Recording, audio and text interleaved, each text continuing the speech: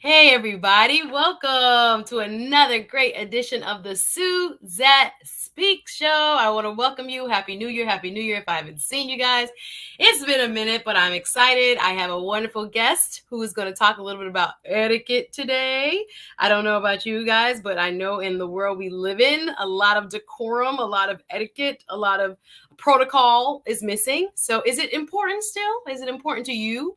And should we still be focused on it? I'm excited to hear what she has to say. And like you guys already know, this is a conversation. If you're brand new, welcome, welcome. My name is Suzette Speaks. I'm a TV host and attorney here in South Florida. I do live streams here on YouTube and on Facebook to enlighten, to educate, to edutain, and hopefully bring you a different perspective. Today, we're trying something new. Like I said, I have a wonderful etiquette expert who's going to talk about her new ebook, and she's going to talk a little bit about her journey into business, starting a family, getting married, all that wonderful stuff, and how, she thinks her gift of teaching etiquette will help not only children, but adults. Are you guys down for the etiquette talk? Let's go. I want to see you in the chat. Please, please, please. Let me know where you're watching from. We're just having an easy breezy day today. No stress. We're just happy we made it, y'all. 2022 is upon us. We are here by the grace of God. I'm excited. Hey, I see y'all in the chat. Welcome. Don't be shy. Please drop a comment. Let me know that you're watching. And again, my guest is waiting in the wings to teach us a little bit more about this thing called etiquette. How do you guys feel today? Did you guys learn about etiquette growing up? Let me know who taught you etiquette. If you feel confident in your etiquette, not everybody does. Do you know how to eat with knife and fork, though? Do you know how to eat properly? Do you know how to fold your napkin? Which spoon to use? Are you into this? I don't know. This is a brand new field for me to touch here on the Suzette Speaks Show. But before I do, bring my guests on. Let me know you guys are watching. Hit the like button. Hit the subscribe. You know what to do. I saw you, RM. Welcome, welcome. One of my wonderful moderators, Miss RM, Pennsylvania in the building. Thank you so much for being here. Hey, Queen Regina. Nice to see you, darling. Happy New Year to you and welcome. Thank you so much for watching. And I see Mr. Andrew Wagwan, my brother out of New York. What's up, NYC in the building? You guys, please drop a comment. Let me know that you're watching. And again, we have a different type of conversation that's going to take place today. And I think, again, when we talk about etiquette, we think a lot about manners. We think about young ladies. But what about our gentlemen? Y'all have the etiquette thing down? What's up? I don't know. I'm excited to learn a little bit more. She has, like I said, a brand new ebook. If you need help, we got the resources for you. But I want to know what she has to say in terms of advancing your career, using etiquette to your advantage in business and in relationships. I don't know. It's a beautiful thing. It is a part of our culture in many parts of the world. Etiquette is huge. You better not make a faux pas because it goes wrong very quickly and people remember. But here in the United States, I think we've gotten a little lax on our etiquette. Some of us are much more informal. And I think there's a time and there's a place, as she probably might agree, for everything. But there's a time and a place also to know when to do what and what is appropriate for the environment that you're in. So she has a passion for teaching etiquette to, like I said, kids and adults. And she has a brand new resource for folks who are more interested in learning about etiquette. What's up, y'all? Let me know you're watching. Thank you, Queen Regina. Happy 2022. Girl, can you believe it's 2022? We're still here, Lord. We're thankful. And we're just glad that we can connect still in this fashion. So drop a comment. Hit the like button before I bring her on. Let's go. ATL in the building. I see you. Welcome. Hey, Bernard. How are you? Welcome, welcome, welcome, welcome. One of my wonderful patrons. And before I bring on my guests, I guess I have to get my announcements out the way. So for those of you who don't know me, first of all, hit that like button. Watch it if you're watch it right now, especially my YouTubers, Facebookers, welcome. I do a show 3 times a week here on YouTube, Tuesdays, Thursdays, and Saturdays. And I try to pick topics that are going to help you with your self-development, with your emotional intelligence, with you building better from the inside out. And what I love about my guest is her school of etiquette is called From the Inside Out. I was like, okay, woman after my own heart. And in full disclosure, I had the privilege of emceeing her fashion show about, I can't believe it's been almost 2 years. I can't believe it with the COVID. And she has a wonderful finishing school, if you will, a school of etiquette where she teaches kids all the way up to adults about when and how to present their best selves and to understand protocol, right? There are times and there are places for everything. I know in the internet environment that we live in the social media streets, it seems like everybody doing anything anytime they want to. I don't know. Have we lost the art of etiquette?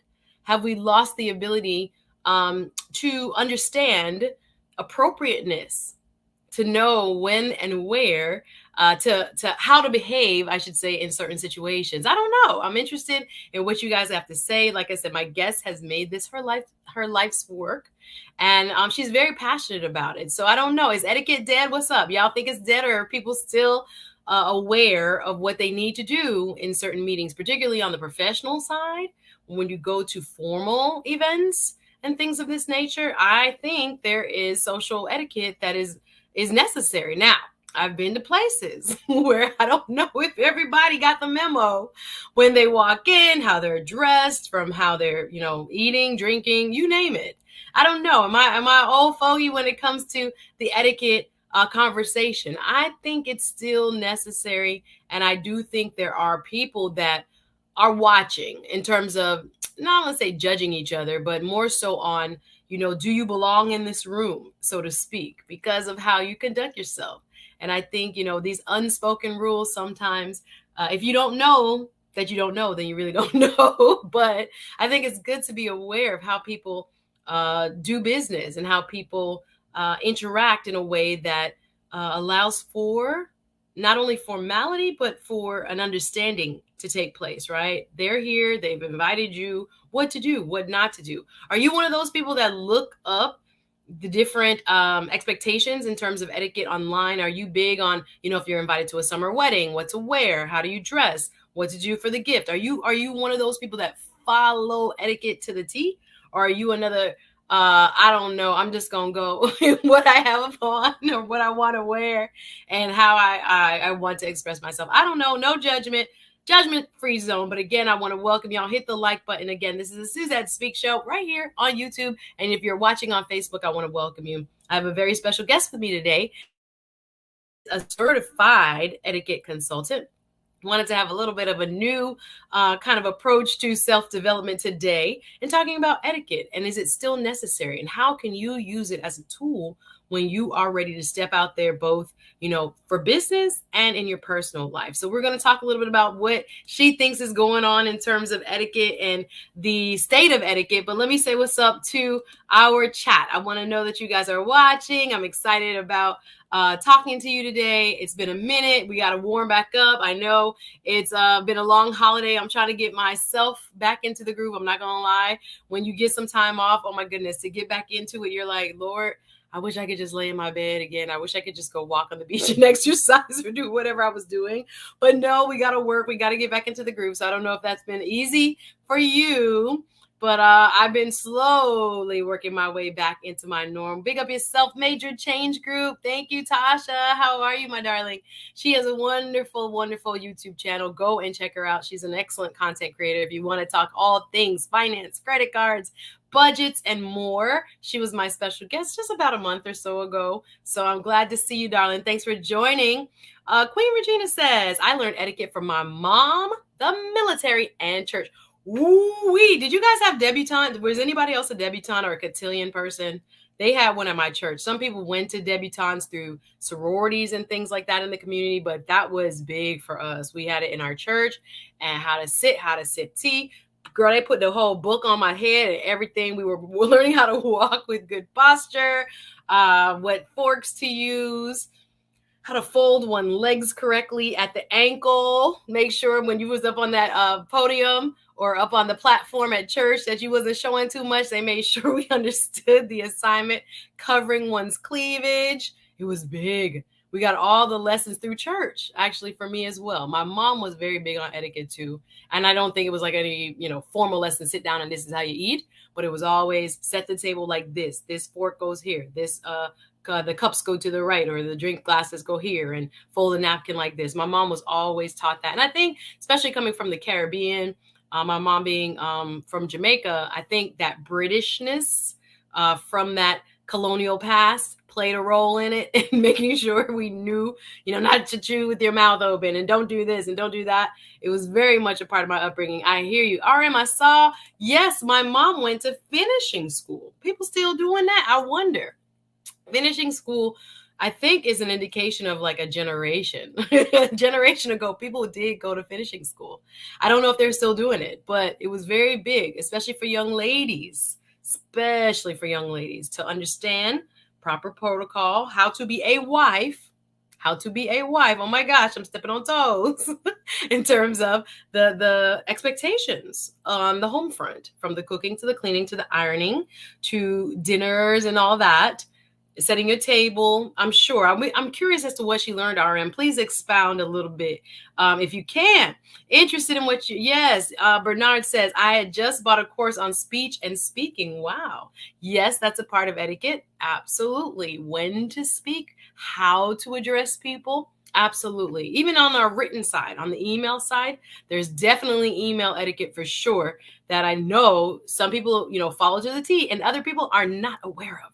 You're like, I need you to read a book about it. So anyway, no judgment. Destination Dad in the building. Hey, how are you? Happy New Year. So, sir, sorry. And Bernard says, no, it is very much needed, even at the job I'm at right now. Hello, A. Marie. Welcome. Nice to see you. Queen Regina says, etiquette is dead because of reality TV. Oh my gosh, you're saying a word right there. I don't like the image of Black women portrayed related to calling names. No, you need them. Okay, calling names. Don't get me in trouble. But I hear you. What are supposed to be shows on so-called Real Housewives are not necessarily what we thought. I don't have to speak for myself. Many in the public thought they were going to be. It shows a lot of cat fights. It shows a lot of, back talk, a lot of cussing, a lot of wild behavior, let's say, and it's being marketed as housewives, right? So there's a lot of contradiction in terms of etiquette with what we are seeing right now play on reality TV. I couldn't agree with you more. Yes, Bernard says, I agree. Yes, you have daughters and nieces. Yes, you do believe in the etiquette and being passed on. I hear you.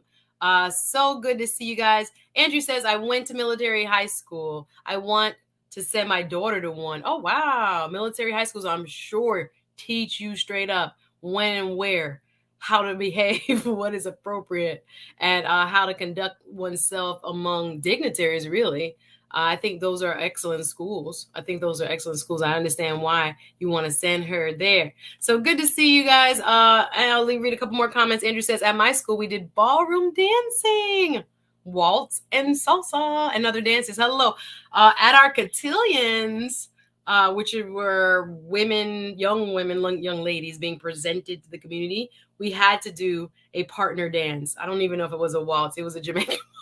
I don't know if it was a waltz, but we did a two-step, and the guys came in front of us and bowed and held our hands, and we went around, and it was so formal. We wore gloves, and we had on basically like a kinsey dress, almost like a sweet 16, sweet 15, a wedding dress looked like, but we were like 14, 15, 16, and we did the whole thing, and the guy walked us up, and it was like we had a flower girl or like a bridesmaidish. I don't know. We had a whole court, so to speak.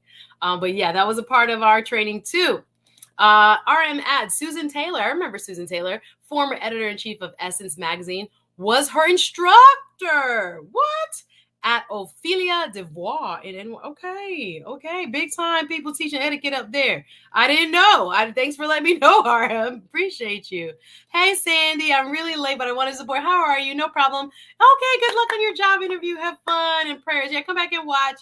No problem. This is an easy breezy conversation today about etiquette, y'all. Hi, Sunbreeze. Nice to see you. Another one of my Patreon members. Glad to see you, and I'm glad you're a part of my Patreon community, helping me build over there. Before the billions will go on, I have a wonderful interview set up with this gentleman, another fantastic content creator talking all things tech, I won't be talking tech, but next Tuesday, after my interview with Club Rapunzel, at 2 next Tuesday, 5:30, I'll be on Before the Billions channel. So we're gonna chop it up a little, have some fun over there. Thank you for that invite. Before the Billions, you see his name, go over to his channel, please, and subscribe. And he adds, yes, etiquette is very important. Yes. Andrew, I love, I'm sure she means salsa dancing. And necessary. I hear you. All right, so let's bring my guest up. Before I do, just remember, guys, I have started a Patreon community. If you want to show some love, you know I'll put the Cash App on. Hello, Happy New Year. I think my monetization, I hope, is on. Let me go back and check it. But you know what we do in YouTube? We are trying to build a community and hopefully build a brand so we can make this a living. And I appreciate each and every one of you for showing your support just by being here, watching, clicking, liking, subscribing, and sharing. You know how it goes. So I appreciate you so much. And welcome and hit the like button. All right. So without further ado, oh yeah, real quick, as I mentioned, I have a Patreon going on. I have about 11, 12 members. I'm so excited.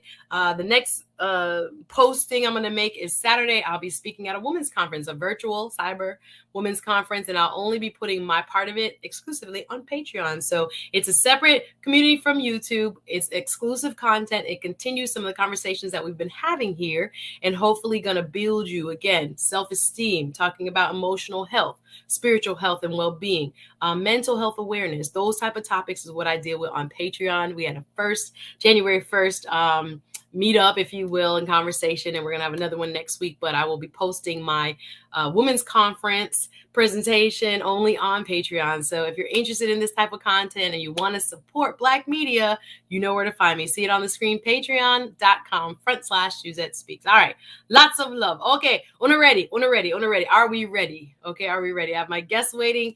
She is, like I said, a certified etiquette consultant. She runs her own etiquette or school of etiquette from the Inside Out School of Etiquette. And I'm just so excited to have her talk about this topic. It doesn't get a lot of conversation at times, but I think it's very necessary. And I want to know how we can use it to empower ourselves. So y'all big up my special guest. Welcome none other than Miss Jackie Vernon-Thompson. Welcome, Jackie. How are you? Hello, Suzette. Thank you so much for having me. How are you? I'm fantastic. Nice to see you, love. Y'all show her some love in the chat. Again, thank you, Jackie, for being here. I saw what you were doing. You know, most of my guests, I either get an inbox from or they're doing something big. And I'm like, ooh, how can I support? And I saw that she has a new ebook out. And I was like, ooh, that might be something interesting to talk about. So I know some people might think etiquette is boring, but it's not. We're going to make it fun. We're going to have an interesting conversation. But before we do, I want you to introduce yourself to the people. Let us know where you're from and how you ended up in this line of work. Oh, thank you so much for the opportunity. Hi, everyone. I'm Jackie Vernon-Thompson. I'm a certified etiquette consultant and owner of From the Inside Out School of Etiquette. We educate children and adults on proper conduct in every situation, no matter if it's social, if it's formal, if it's private. We will help you conduct yourself the proper way so that there won't be any faux pas, as Suzette mentioned. And by the way, Suzette, oh my gosh, you fill them in with so much information. I'm like, you need to join this industry. But this is what we do on a daily basis. We teach others how to conduct themselves by demonstrating proper deportment. Not only that, as Suzette alluded to, we do have a new book, hardback book, paperback, and ebook. So I'm excited, Suzette, to get started with you. Let's go. Well, sorry, my mic was muted. Awesome, because I'm reading the chat as we talk. Thank you so much. I didn't know you had a hardback, and I just was thinking ebook. So you have a hardback book. Fantastic. All of her links, guys, follow her, are in the description. So go back and make sure you support. So, okay, so you decided just as a child that you were really into etiquette, or how did this happen? What was the impetus? Actually, no. Matter of fact, before I started my etiquette school, I had never used the actual word etiquette. You know, we always say good manners and so forth, but I've never used the word etiquette. So no, it was never my endeavor. I didn't dream of it. Of course, we demonstrated proper etiquette because my mom made sure. So the interesting thing is, it's a long story, Go and ahead. I'm That's just all going to right. Just go ahead and give us a concise version. yes, I'm going to give you a concise version. Now, I was subjected to uh, growing up without my father in my life. We were very estranged, and it bothered me quite a bit. It led me into bitterness, anger, and everything else that comes with it in my life, even up until my adulthood. I was affected in every aspect of my life because of the absence of my dad.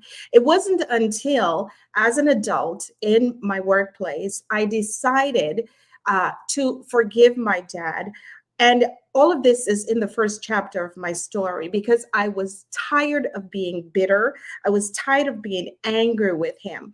So, long story short, due to that forgiveness, and there is a journey through that forgiveness, I get to the point where I was now ready to learn what my purpose is.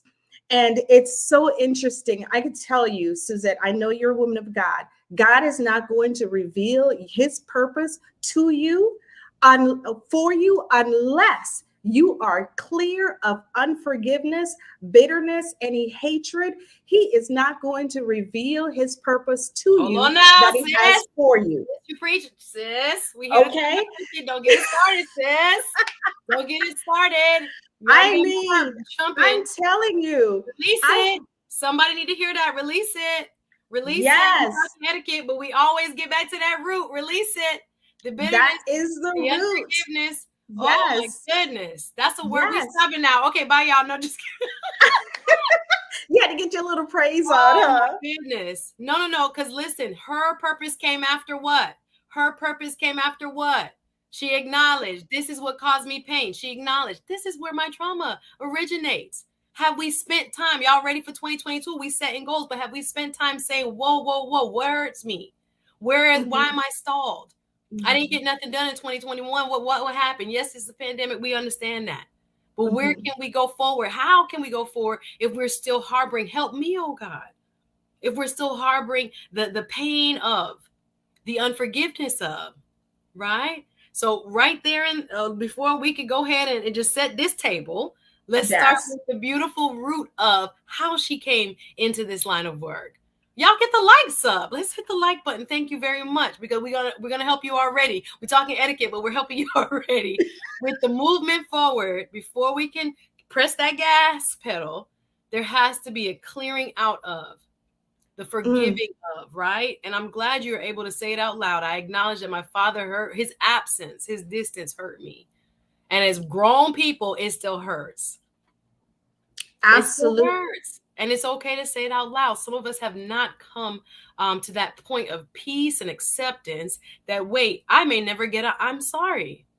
My father probably wasn't a grown enough, mature enough person to be who I needed them to be at the time. So you gonna go to your grave and be mad, y'all, or what? Okay, I'm gonna stop. But listen to what she is saying.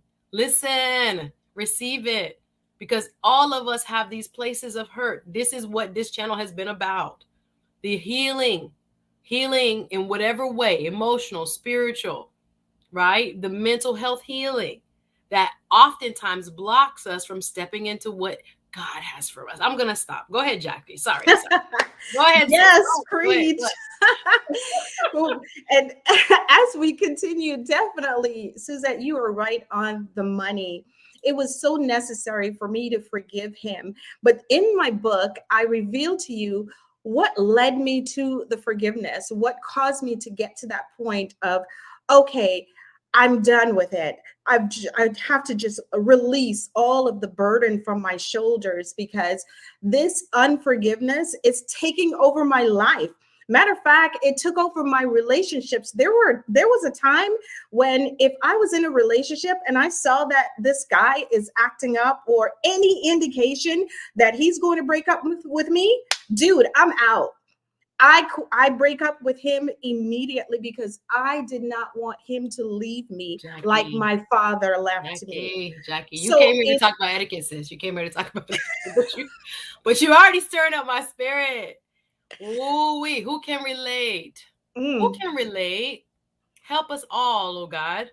when it comes to trying to avoid the pain, that trigger point, that pressure point of abandonment.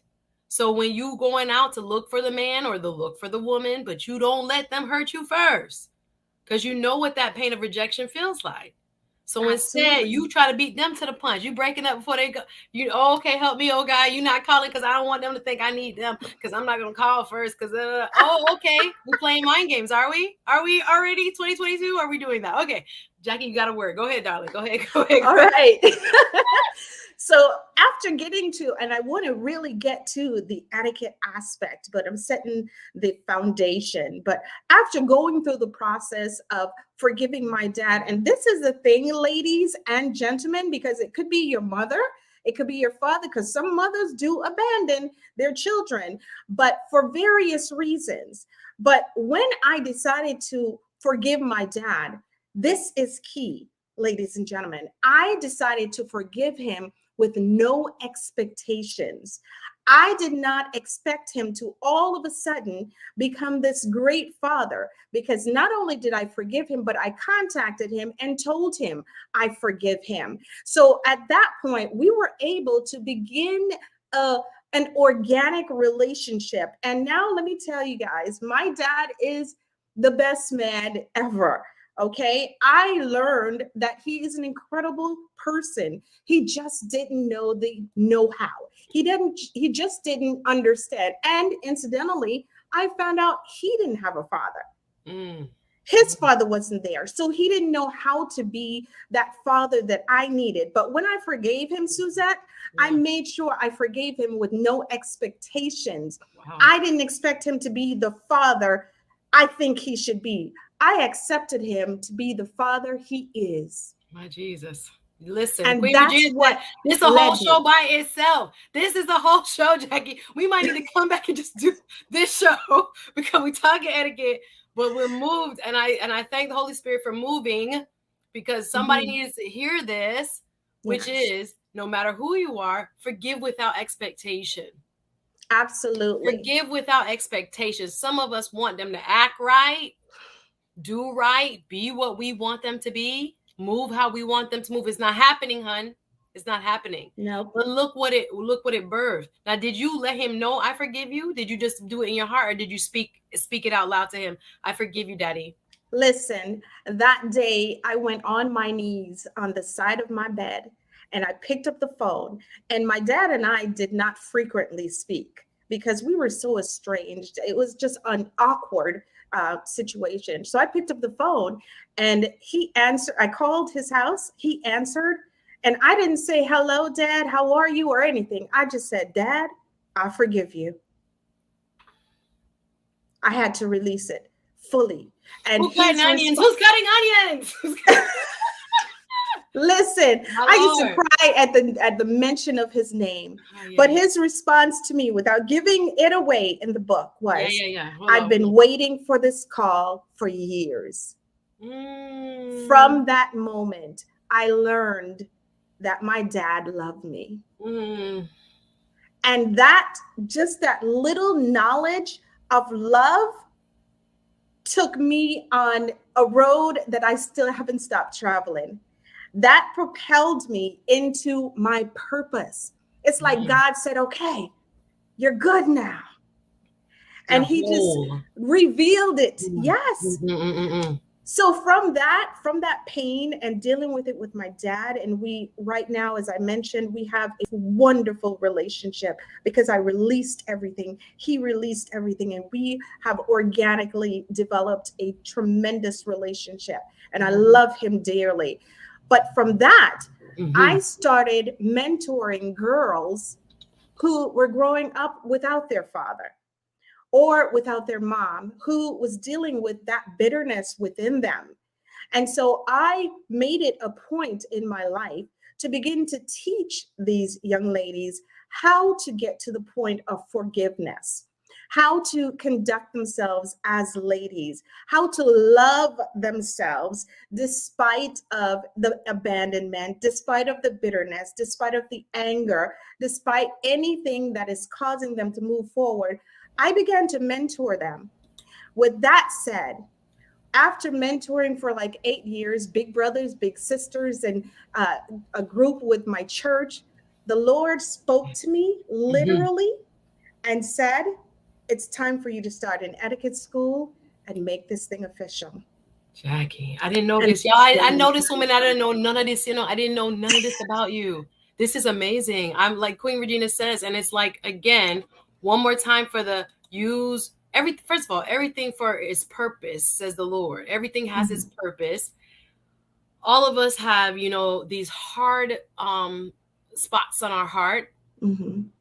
but God still uses them. Yes. And I'm very big on, like, everything you've been through has a purpose. I Mhm. don't think God means for, that sense of abandonment or, people not acting right in any shape or form in your life.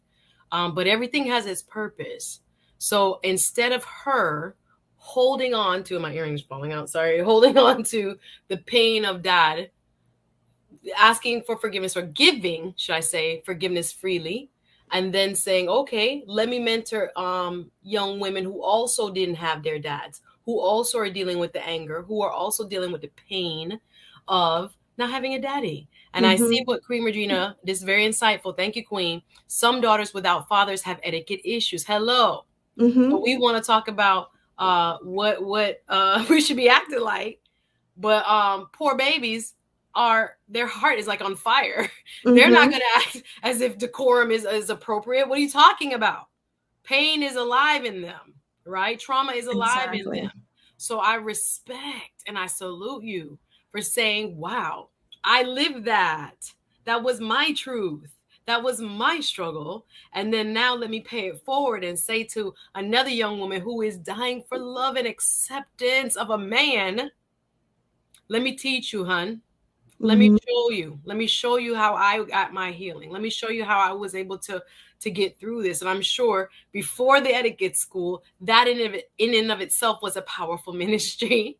That was Absolutely. your, I don't know, it's like your service was being built from your very own experience. So many of us are wondering in terms of purpose, where we need to be, what we need to do. I say, look back at your life. Oftentimes those pressure points, those pain points have the most powerful lessons for us. And Mhm. oftentimes your purpose is tied to it. Not Yes. everybody, I'm not going to speak it for everyone, but oftentimes help me, oh God, those painful areas of our lives set us up Mhm. for what the work is that we're going to do. Okay, I'm gonna leave that alone. Let me see what this is saying. Thank you, Queen.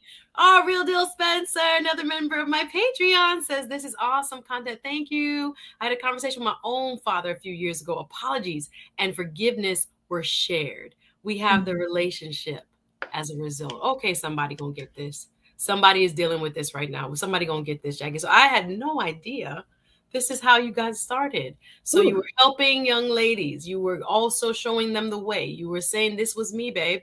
Let me help you. And then God spoke to you. Now I'm big on this. I'm always like, how did God speak? Was it an audible voice? Were you praying? You said, or did you hear him in your spirit inside of your head? How did that happen? Well, that's a wonderful question. And I love to answer it because many people think that I just got up, had the idea of this etiquette school, and I just ran with it. Absolutely not. Again, it was not even in my mind, it wasn't a thought. So, in synopsis, on my way to church one Wednesday night, this is after forgiving my dad, and we began to develop a wonderful relationship. I prayed. I'm driving. I remember on Sunrise Boulevard, right at the turnpike light, I said, Lord, I know you have more for me. Show me. He didn't answer me then. I was in church, right? And I'm sitting there in the pew listening to the pastor, and a voice said to me, just like he was sitting right next to me, he said, when you get home, sit still so I could speak to you. I kid you not, Suzette. That is exactly what happened. So, of course, I obeyed. I went home, took my shower, did what I needed to do, went into my bed just before my slumber. And this is how I know it's not a dream. Just before my slumber, that voice said, I want you to start an etiquette school and I want you to do etiquette DVDs. Never in my mind did that come before that moment. From that moment, I informed my husband the next morning. He said, well, if God said it, we've got to do it. That's in January 2014, and I have not looked back since.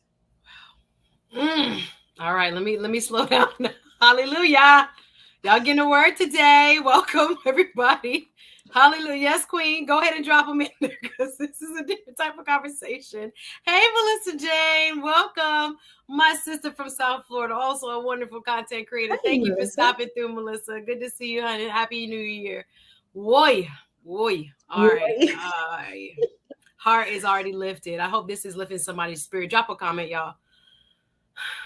Sorry. So we get God's voice. Mm-hmm. God is saying to you, go ahead. This is where I'm telling you, get quiet. Go home, get quiet. Mm-hmm. Oh man, have y'all set up quiet time yet? 2022, y'all just talking. Oh, don't let me step on the toes. Are we just talking, or are we getting into meditation every now and again since 22 has started? Have you gotten the quiet time down in your schedule so that you can hear?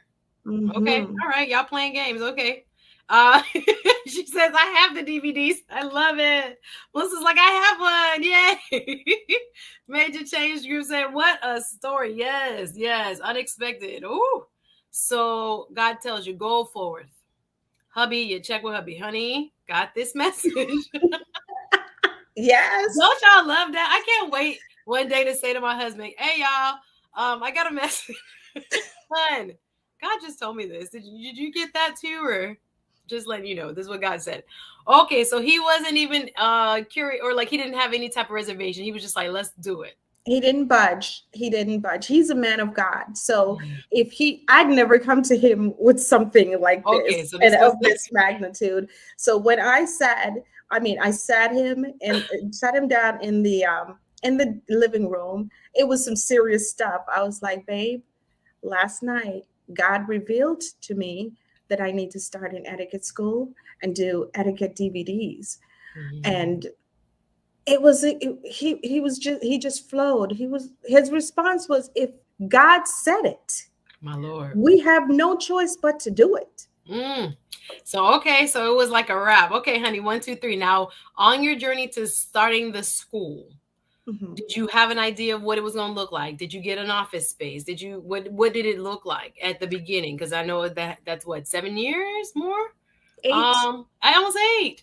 So you started out how? Tell me how you started out when God told you go and your husband said, okay, babe, you got this. How did it look when in the early years? Absolutely. Because I had no idea of etiquette. I didn't even know I was teaching my girls etiquette. Of course, I was teaching them how to be a lady, how to, not reveal themselves and all of that. But I didn't equate it to etiquette because I'd never used that term.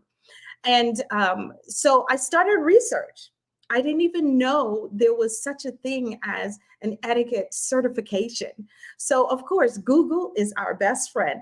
I started research on Google. Oh my gosh, there is a school. There are schools that teach all things etiquette and certify you. So, of course, I started that. I contacted several schools. I ultimately chose a school. I attended, did what I needed to do, go through all the courses, and I became certified. And that helped me to oh my gosh, this is really possible. Because, it has been a lost art. People don't talk about it, right? Until, recently. So yeah. I was going to say, really our former leader of this country made a lot of people reevaluate etiquette. Yeah. And when, what should a president be doing? Should a president be doing that? I don't know if a president should be doing that. All this other stuff. I think it has come to the fore a lot more in the last previous administration. So you start with classes. How many kids do you have? You are like rocking and rolling. Or what? Tell me what that's like. So you research, you find out, whoa, there's a thing called etiquette. I'm going to get certified. So you get your certification. And then what happens? And then, of course, we started putting everything into place. in regards to obeying the word of God, my first thing on the agenda once becoming certified is to create a series of etiquette DVDs. Now, mind you, no one knew we were doing this except for my husband and myself and those who had the resources to execute. And so I posted on Facebook, because when you're endeavoring something like this, you want to feel the audience, you want to feel the feel society, right? So I posted, hey, what are the things that you think children need to know more? Them not knowing why I posted that or I asked that question. So I received a ton of responses on different topics that children need to know. So that allowed me to narrow it down to 8 topics. Hence, my 8 separate etiquette DVDs on 8 different topics. So the audience, Facebook family, helped me to do that unbeknownst to them. So of course I hired a videographer, professional videographer, an editor, and we put them all together. I hired models and made really nice, and I give all the credit to God, really nice etiquette DVDs that people can purchase on the website, or they can purchase the downloads of the DVDs. So that was my first thing on the menu. Then, of course, we evolved into all different things that we can do for the school. And the school started out to be a mobile school where I would go to different venues, or I'd rent a venue if I wanted to do a workshop for myself. However, after a year, I was forced into getting a suite, because I had so many requests of people wanting their child or a group of folks conducting etiquette workshops for them. So I had to get a location. So of course we did receive we received a really good quote, and I secured a suite. And of course, after a couple of years, we moved into a storefront.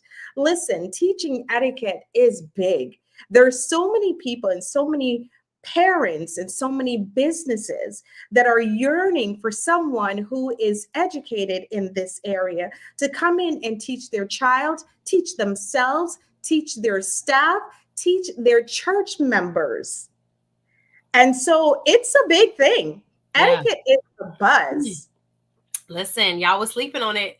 I am grateful to know that this lady is hard at work, because there's a lot of us, not you, us, that need both refreshers and a foundation. It's okay to say, I never learned this.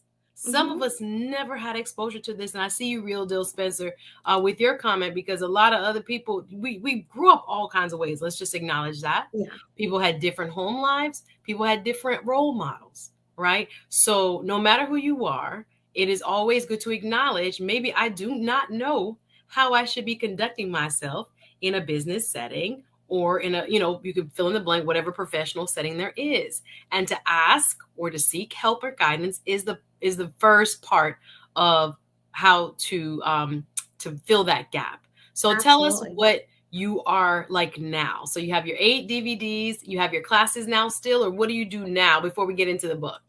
Absolutely. We still do classes. We still have, it's such a blessing throughout 2020, throughout the entire process of this pandemic. The Lord has helped me to be able to keep our storefront. So we do classes in person and virtually. Not only do we have our DVDs and downloads, we certify individuals. Hey, look at that.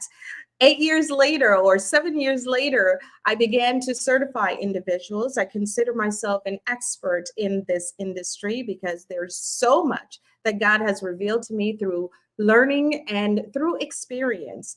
And so now we certify individuals internationally. We have etiquette consultants in Africa, in Trinidad and Tobago, in Jamaica, Danayad. We have the United States. We have etiquette consultants all over. So etiquette is definitely a buzz, and we're teaching it. We teach, ladies and gentlemen, listen, our guys need to know chivalry. Okay. So let me know. Let's talk about what we need to know, y'all. Okay, since we know this is an international, both coach and consultant, and she can certify you in becoming a coach consultant. I'm excited about it. As she says, y'all see my Patreon up there. Let me do a quick reset. I see some new people have joined. Suzette Speaks here, TV host and attorney of the Suzette Speaks show, which you're watching here. And I have my special guest talking etiquette. Do we still need etiquette? Is it still necessary? And how can we apply it to our lives to empower ourselves and help us, kind of get a leg up and move forward? So I'm here with certified etiquette consultant, Miss Jackie Vernon-Thompson. She's talking about her journey already. I have been so moved, didn't know all about that, and I've seen her all over the place, and I'm learning about her now, and I'm actually excited because she has a brand new book. So we're going to talk a little bit about that. We're not going to give away everything. Y'all support. Go in the description, look up her book, and please support her. I call it a ministry because I think it's fantastic what you're doing to change lives. So talk a little bit about where we are in the state of etiquette in our country. Is etiquette still... Now you're saying it's popular because there are churches that are and other places, I'm sure business places want that type of training and etc. So talk about everyday people. Are we still using etiquette the way we need to be? Is it going anywhere? Tell us about the state of etiquette, if you will. That's a wonderful question. And keep in mind, every one of my comments is not necessarily for 100% of society. So we definitely do have polished individuals and those who are striving for excellence in everything they do. However, we have a large portion of the population, internationally and nationally, and they're just a bit confused on how to conduct themselves. And society is teaching our ladies, for one, our girls, that it's okay to reveal yourself. It's okay to be you. It is okay to be you, but you can be a polished you. You can be a better version of you, where opportunities are available to you and you are ready to take those opportunities. Let me back up a bit and give you just a little definition of etiquette. This is my brief definition. Etiquette is conducting yourself in a way that doesn't offend others.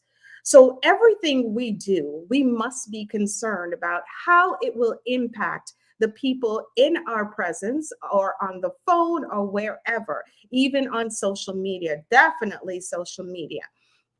Unfortunately, we have so many people in society who live by the philosophy that people should accept me the way I am. And so that's the problem. People don't have to accept you the way you are, because sometimes the way you are, it's either broken or just inappropriate. So therefore, there are so many of us in society who have that philosophy and just refuses to change. And I've encountered this countless times, even in schools, middle schools, high schools. There are children who just hate the fact that you're coming in and advising them of the proper way to do things. And of course, our young people become adults. So if we're not teaching the young people, and if the young people are not embracing this subtle change to better themselves, then we're going to have adults who are unruly and who don't care about people, because they're the same people.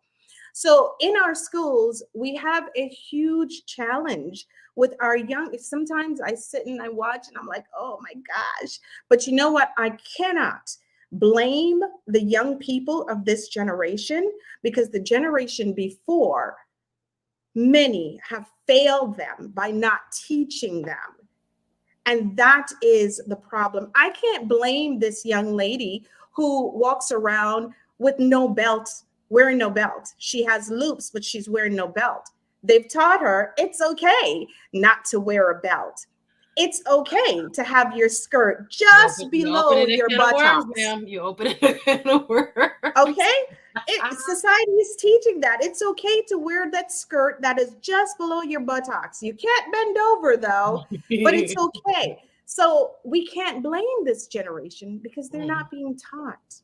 Why do you think and I see you, favorite. What's up, Auntie Faye Faye? I welcome you.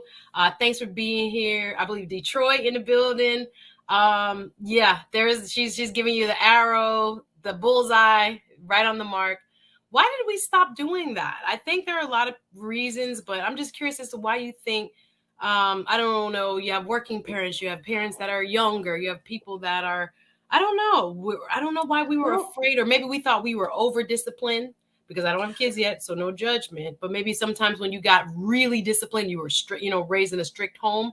When you got yours, you were like, I'm not going to do this. I'm not going to show, that level of, and maybe that was appropriate, not that level of, strict to punish philosophy. But why do you think the transferal stopped, or at least was lessened? Because in certain groups, and I would say, especially among middle class folks, they are teaching etiquette.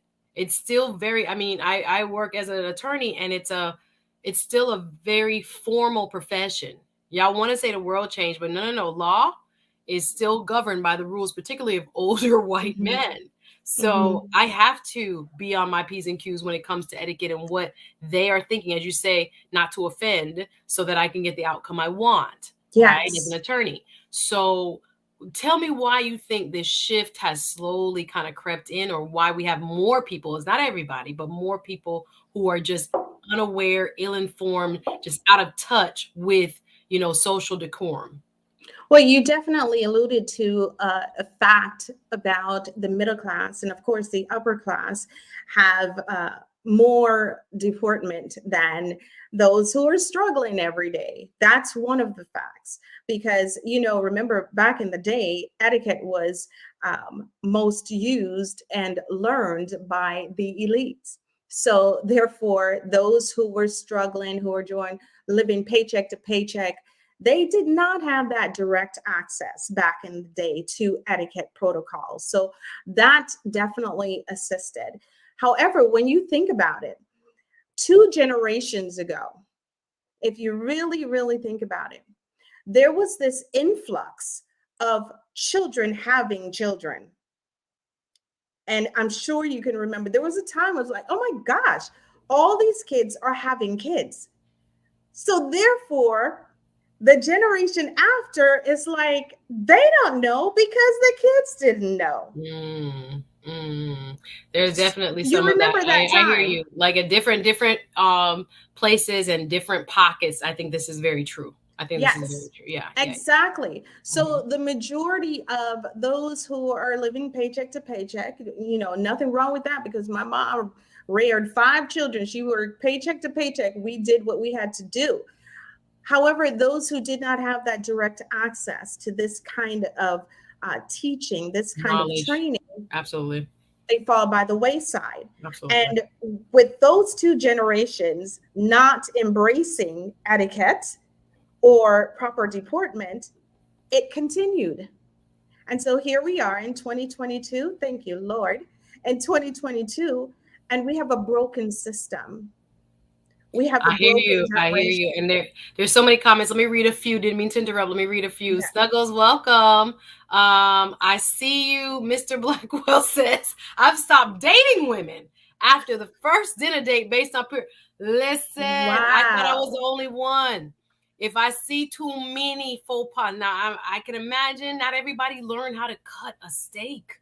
Not everybody had to learn how to not touch their food. You notice this? I'm like, the proper usage of a knife and a fork. I'm like, Sue, you got that exposure. Not everybody had that exposure. So don't necessarily judge, that man's value, but it's a turnoff. I agree, Mr. Blackwell. When you sitting down with somebody and you looking like, bruh, you don't know none of the rules. I mean, if you can't say tuna tartare, I'm cool with it. I'm cool with, and I can see based on exposure that some people may not have that. Y'all hit the like button.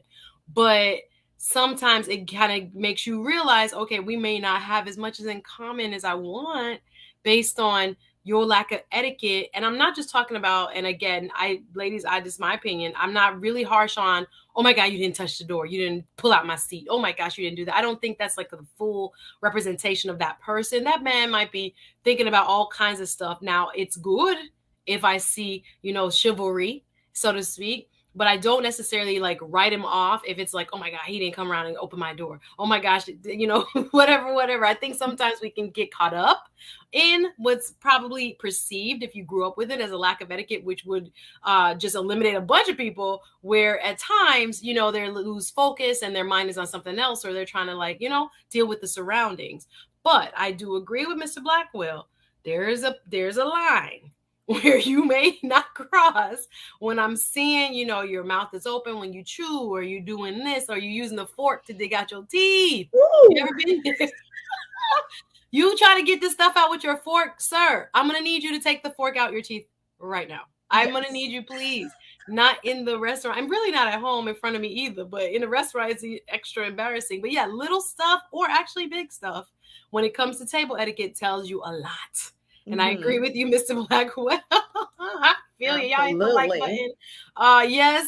I'm not making it up. Michelle, what's going on? Girl, hit me back. Hit me back on email, girl. I want us to do next Thursday if you're available. Shout out to Michelle Denise, also a content creator. Thank you very, yes, there's a lot of different type of folks out there. Trust me, many struggles. I can't tell you how many, but there's many. Yeah, this really does happen. This really does happen. I think it happens for men and women. I don't think it's just one side of the coin. But I agree with you when it comes to certain passing down. There are people that are really big on it. And I think it goes again with social class to an extent. Yes. And there are people who are just, I don't want to say left behind, but I've worked at a technical college. I've worked at places where I'm like, there are some clueless, and I don't mean it as of their own doing. No one taught them. That's right. I was like, God, Lee, there's like a whole subset of Americans that are sitting in a dark space that don't understand the rules of greater society because no one exposed them to it. And that's very dangerous because I'm talking about from basics. I taught marketing and the different business classes, like from the handshake. I had to be like, web to web, grab, put your hand around. Firm, yes. I'm talking about basic, what is, I think, common knowledge or informal knowledge for many people. They have no clue because no one didn't teach them. And it's not a matter that they're bad or that they're not going to be good at your job, but the very basics of what would be for me business etiquette, no one has ever taught them, and they stand out for that reason, for the wrong reason when it comes to interviews and such. So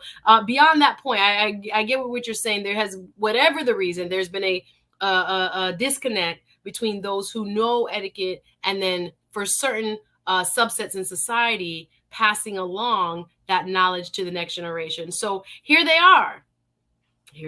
So like you said, we got to help them, or, they'll stay in the dark and they won't know. There are people that are offended or judging them based on what they don't know. So yes, they're in middle school now, elementary, wherever, and they're telling you, I don't need to do that because this is how I am and this is me. So what do you say to that when you are in the schools or if you're giving classes? And I saw a question about, child to adult, do they have female etiquette for adult or just children? I think she answered that, hey, Las Gavi, she does both. Yes. She does both. So talk about how you counteract that very point, which is, this is how I am. I'm going to be me. I'm going to keep it real. What do you say to that? Oh, we have one of those, a male or mainly females.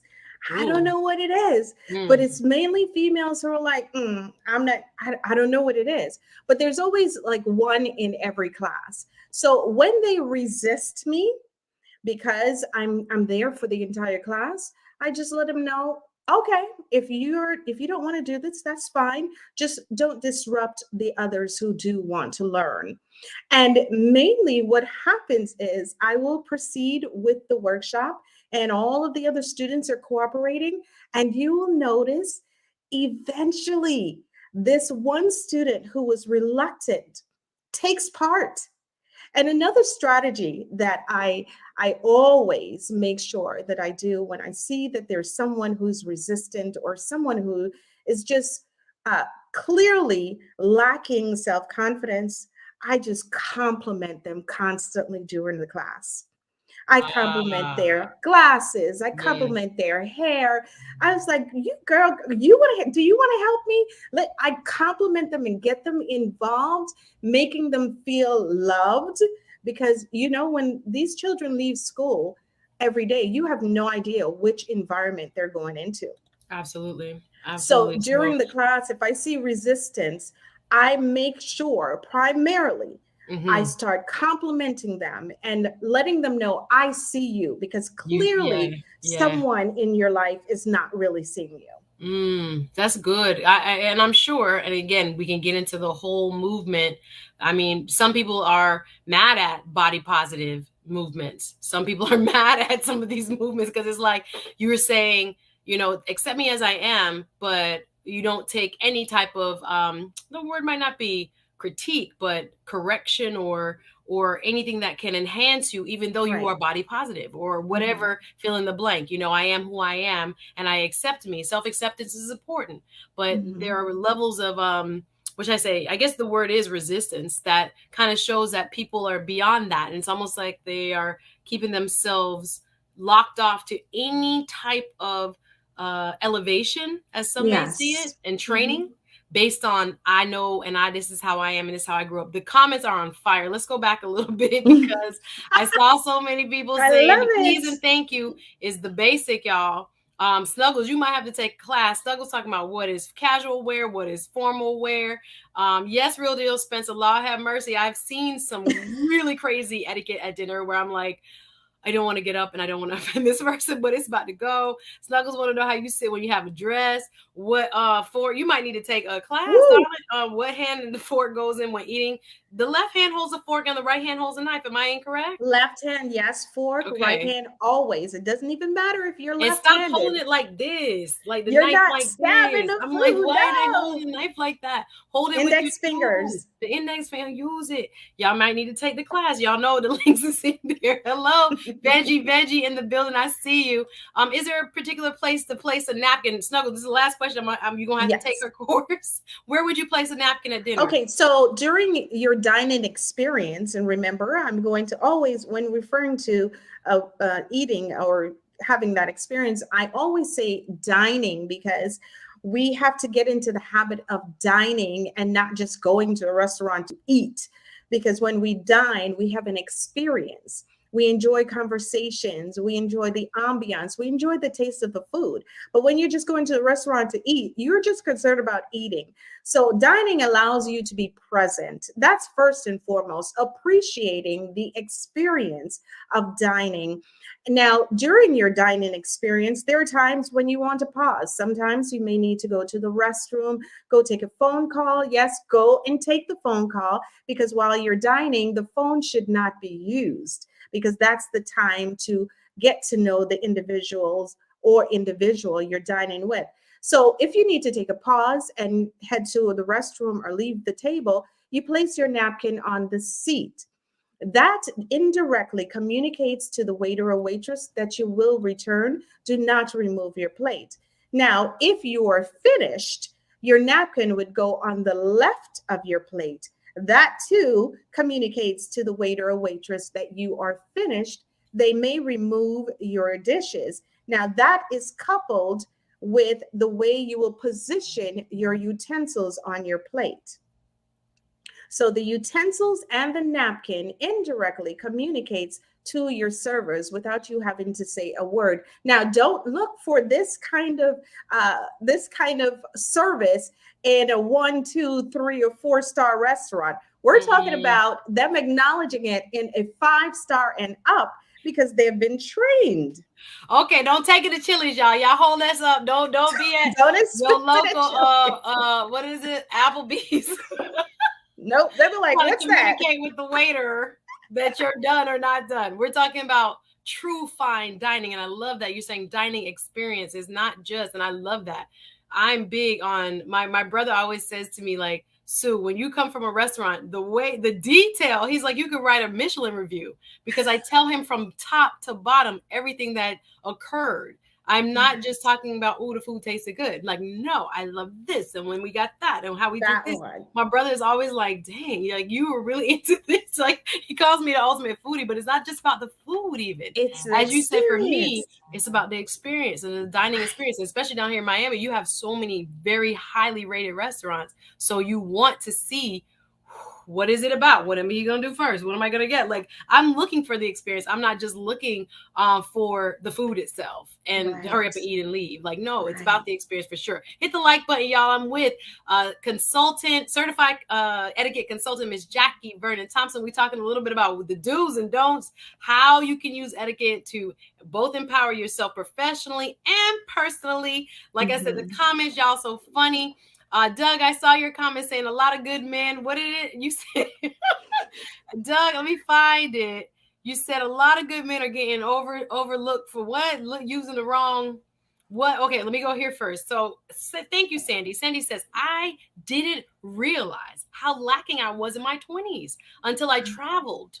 Hello, somebody, and saw how dining etiquette is done. I knew that I needed to observe and learn and teach my children. What's up? Yes. Thank you. Thank you for saying that. That's huge because there are many in our community that don't know what they don't know. Like I see some of the things that I'm looking at people at other tables. I'm like, okay, no judgment, sis probably doesn't know. Sis don't. Right. So it feels uncomfortable. And then you're looking, and sometimes again, you're wondering why you get in the stares or getting the waiter giving an attitude or whatever. But it's oftentimes because what you're communicating is not like it's offensive. It's offensive. Here we go. Doug says, so some possible potential good husbands may be passed up when he ate with the wrong fork. No, I didn't say that. I said when he was using a fork to dig out the teeth in the middle of a restaurant. More so than not the wrong fork. No, I don't look at that. I hope other people can see that too. Not me personally, but it says a lot though when a person does know. It says a lot when a person does know, for sure. Absolutely. Listen, I don't know about this, Mr. Blackwell. I was with you until the end. You said no, people show you who they are the first time, and lack of proper home training is a parting of social class. It's time for us to face it. We need to walk away from poor. I don't know about that. I think people need to be educated. I know Mr. Blackwell come hard. Some of these folks come hard. That was hard. I'm like, what? No, don't agree. But I respect your opinion. Thank you. Favorite network says the current and last generation do not know a slip is under. Oh, Jesus. When did the slip die? Do you think, Miss Vernon-Thompson? The slip. It died a few generations. Every piece of underwear, or as my mother would say, every piece of panty underneath your clothes. I should not be able to see. I should not be able to see. Buy thicker dresses. I won't even buy certain dresses if I can see all the way through. Or do you think they buy it because you can see? I'm wondering what's the deal. You wear all kind of stuff. The material is this little $5 material.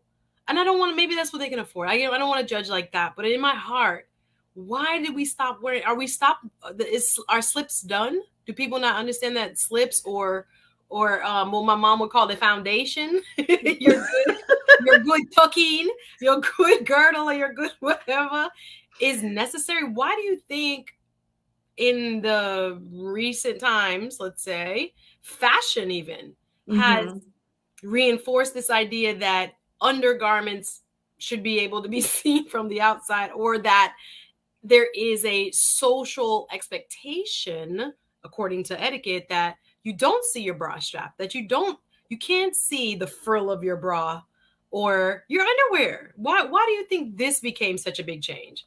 Well, you're right on the money. Society has taught our girls and our ladies, because we see grown women like this all the time. Society has taught them that it's okay to reveal. It's okay not to cover up. So during my honoring your body classes, workshops, I teach my girls, look, when you're getting dressed, your mirror is your best friend. Stand in front of your mirror. Look at your front, your sides, your back. Do that 360 to make sure nothing inappropriate is showing, because here's something. Every female is not a lady. A lady has to decide to be a lady. So if you choose to be a lady, you are female. But if you choose to be a lady, you have to be concerned about what is revealed, about how you present yourself to society. Incidentally, the same thing with a guy. Just because you're a male doesn't make you a gentleman. We have to decide these things, and everything we do, everything we put on our body communicates something, and we have to understand that message and agree. And if we disagree with that message, get back in that closet and change. My Lord. Well, there's people, I'm sure I'm going to play devil's advocate, because there are people that are like, well, why should I be judged by my clothes? Why should I be judged? This is the argument I hear, where people are like, I've met, my girls who are PhDs, who, when you look at them, you're like, where is the P and the H? Like, okay. Love you. You know who I'm talking about. Or, you know, one of my family members, one of my cousins, one of my guy cousins will bring a girl around. And we recently had this at Thanksgiving, and we're looking at old girl have a master's, old girl has, you know, stuff going for her. But her parents, my aunties, are so funny. They're like, them not even know what for weird on people's house. My aunts were offended. They were so offended because you got on these printed, almost like the faux leather pants. You know, when you have on the faux leather, it was cute. It was fall. It was stylish. But I kept looking like, if this is the first time you're going to meet somebody's family, why are we doing this? And I was like, well, maybe it's to impress the guy. Maybe it's to show, you know, I'm not a lady. Maybe that's the point. I don't know. They don't understand.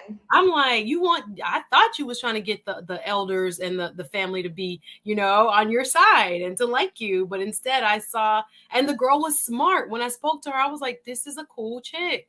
I'm mad that she wore what she wore. She can, you know, have the consequences, or maybe she doesn't care about them. But it was just so interesting. I see so much of that go on where we're not looking in the mirror and we're not trying. Maybe, I don't know if the message is saying, don't be a lady. Like, the cool thing is to be the stallion or whatever, you know. Shout out to my girl Meg the Stallion. Okay, I have a little ratchet side and I listen to my Meg. Okay, I'm not hating. All I'm saying is there's no counterbalance. There's no, okay, for every Meg the Stallion, who do our young girls have to look up to that are not showing everything see-through? You know, even her graduation pics, Meg the Stallion had on like a unitard bathing suit with the graduation lapel and hat. And I thought, wow, 30 million people follow you. 30 million, and I'm not judging. It's her because she's an artist, different. It's like not her real life. This is her brand. But in the, like I said, in that same regard, who is the counterweight to say, okay, you could be that if you want, but there's another way to be. I don't know if this generation really has that. I don't know. Y'all drop a comment. See, the thing is, they just don't know. And they think if I look cute, it's appropriate, it's okay. But they just don't know. And that's the sad thing. This generation doesn't know until they're placed in a position like an etiquette class where the truth is revealed to them and the knowledge is given. They won't change, not because they don't want to, but it's just because they don't know. And I've had classes with many individuals who demonstrate themselves, as you just mentioned. And because I've revealed the proper way of doing things, oh my goodness, they are so happy and they totally evolve. So I'm going to chump it on two things. One, they don't know. And secondly, it could possibly be they feel they're not good enough. So they're going beyond. That's a good word. That's definitely a possibility. And again, we're trying to explain things we may not even understand because we don't live that life or that perspective. But it's trying to understand and try to empathize and put yourself in the other person's shoes too, because a lot of people do not know. I love this question. Can you answer this one, please, Jackie? Last Gabby says, how do you broach the subject with a woman you want to pursue without offending her? Oh my! So that could be the clothes, that could be the eating. That could be all of the above. So you like her? What you trying to say? But she ain't got them table manners. She don't have. So well, how would you even bring this up? What would you say? Well, first of all, we do not get into the habit of correcting someone unless you have some level of relationship with them. So if you feel that this person is worth investing your time in, then at some point after establishing some sort of relationship with them, then you sit them down and you discuss what matters to you. As couples, people are not communicating with each other. Just like if you go out to a restaurant and this person's table manners is just absurd, it's just like horrible. It's okay to have a conversation and say, you know, when we went out to dinner and we were dining, this is how you were holding your knife and fork and so forth. Do you mind if I show you how to do it? Because I just love proper etiquette. It makes me happy in certain environments. That kind of communication will leave the person to say, of course. Or if they're offended, then you need to rethink that conversation or rethink that relationship. So if you would like to correct a lady who has done something or some faux pas, take the time to get to know her a bit. And then, in a very comfortable conversation, express to her what you feel that needs a little adjustment, and remind yourself and remind her that I am not perfect. I've had to learn some things. Is it possible that you can adjust this or adjust that? Or can we learn this together? Make sure it's not in an offensive way where she or he immediately becomes defensive. That's where it's not constructive. Be very careful. So relationship first. If you ain't there, if it's the first date. I saw Real Deal Spencer write something. I have to go back. I love you, Miss Shanta. He's talking about these mirrors today be lying. Not the lying mirror. Hey, Urban Lady, welcome. Glad you can stop through. I'm just gonna go back and read some of y'all comments. It's so funny. I'm gonna go back and just reread. Natanish Hines says, "You go, Coach. Lady Etiquette, yes, please." Absolutely. Spencer, you almost had me rolling with this. I went on a date and the woman ate her steak with the knife. Okay, I said something about it from a safety standpoint, and she had an issue. And this is to say, that was our last date. Yeah, you good, Spencer? You good? Because if a man just started cutting it, I don't know. That definitely would be. Yeah. You need to say something about that one at that point. Is that a joke? Please, no. Yeah, it was real. Okay, Sandy W says, I think Americans dress up. I don't think Americans dress up anymore. I live in a city 10 years, plenty 4-star dining. Now, not so much. Oh, I hear you. So yeah, I think as a culture, not everybody, but a lot of people have gotten very lax in the dress up, especially here in Florida. You know, we love a flip flop or a sandal or a chanclas, as the Spanish call it. Many Spanish cultures call it. Like, we love flip flops. Even I've seen it in schools. Like friends who are teachers, the teachers got on flip-flops. And I'm like, what kind of... I have to say something, Suzette, go that. Ahead. Oh my goodness. That is so true. When I'm in these schools, because we're an approved vendor for Broward and Dade, Miami County public schools. So we're in the schools and I have to take a double look. And I'm like, is that a teacher or a student? Because for some reason, many of our teachers are just dressing like they're going to the park. Yeah. So therefore, the respect from the students is not there. And that's not all teachers everywhere. We're not trying to down teachers. We love our teachers. Let's just be clear. Absolutely. But I know especially a culture of relaxed dressing is very true, though. That's it. And I'm not just talking about summer school. I'm talking about regular school, where I'm sometimes like, okay, teachers went from dressing business casual to like they barely got out of bed today. Yeah, we definitely love our teachers. Teachers work very hard and we respect and love them. But I know what you're saying, though. Sometimes you can look at them and know that they are teaching, and that is profession. That's professional dress. So we got to be careful of that. The Favorite Network says many youth are just learning slips and undergarment even exists. I agree. So no one told them. I've even seen prom dress pictures where I'm like, the girl is so cute shape. And I'm like, if she only had a slip on, so I didn't see her undies. It's just the most simple thing. And I'm like, no adult in her household told her, put this on, do this, fix that. That's really what it tells me. I'm like, I can't blame the baby, because I mean, at 17, you want to know better, but no one has taught you. Right. So I see that a lot. Hey, TWP, Bob Gordon talking about what are all these forks for? We'll get to that.